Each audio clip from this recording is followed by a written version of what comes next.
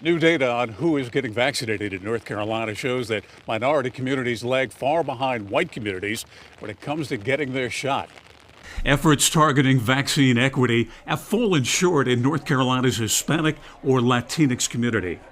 According to the state health department, only 2% of those vaccinated are Hispanic, 14% are black, and 78% are white. The general experience of trying to obtain an appointment to get a vaccine is difficult, to say the least.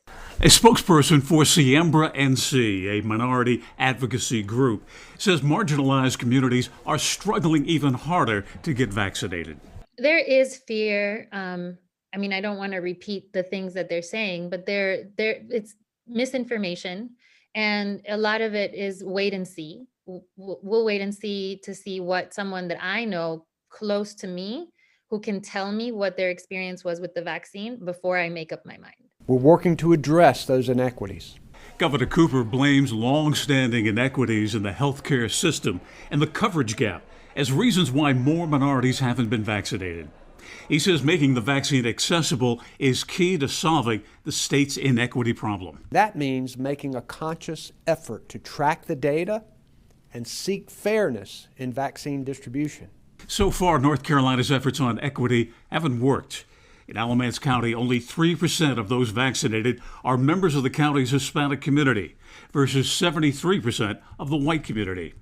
In Forsyth County, similar numbers. 3% of those vaccinated are Hispanic, 66% are white.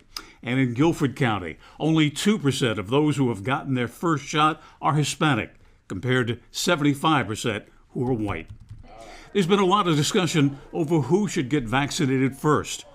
Laura Garduno of Siembra NC offers up this suggestion. We should be looking at what is the incidence of COVID amongst these communities.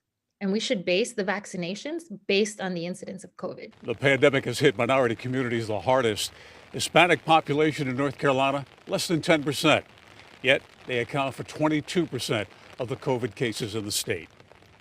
In Greensboro, I'm Bill O'Neill, WXII 12 News.